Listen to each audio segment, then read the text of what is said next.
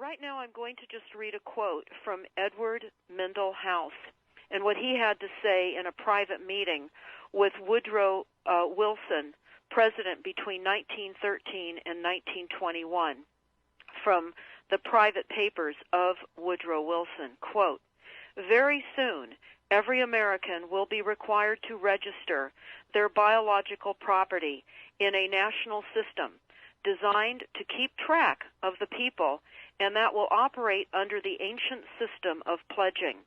By such methodology, we can compel people to submit to our agenda, which will affect our security as chargeback for our fiat paper currency.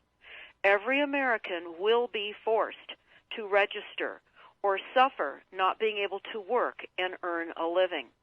They will be our chattel, and we will hold the security interest over them forever by operation of law merchant under the scheme of secured transactions.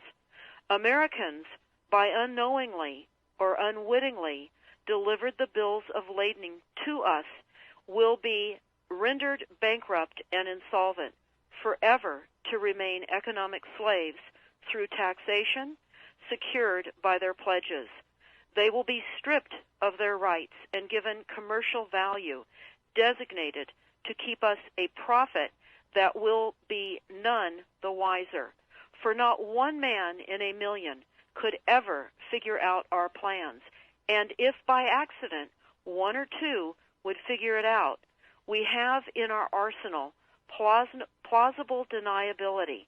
After all, this is the only logical way to fund government, by floating liens and debt to the registrants in the form of benefits and pledges. This will inevitably reap us huge profits beyond our wildest of expectations and leave every American a contributor to this fraud, which we will call social insurance. Without realizing it, every American will insure us for any loss we may incur, and in this manner, every American will unknowingly be our servant, however begrudgingly. The people will become helpless, without any hope for their redemption, and we will employ the high office of the President as our dummy corporation to foment this plot against America. Having established plausible deniability, even if people become enlightened that they had a remedy and pursued it, the attorneys, judges, and legislators could claim that they did not understand the people's claims, especially if the technical requirements for achieving it were not followed pursuant to statutory requirements.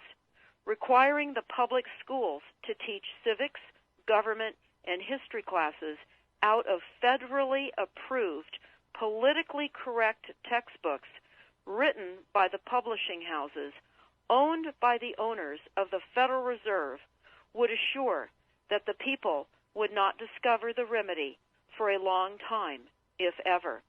I would recommend that everyone read Fruit from a Poisonous Tree by Melvin Stamper, M-E-L-V-I-N, Stamper, S-T-A-M-P-E-R. That is Fruit from a Poisonous Tree. This is out of Chapter 2 of Fruit from a Poisonous Tree.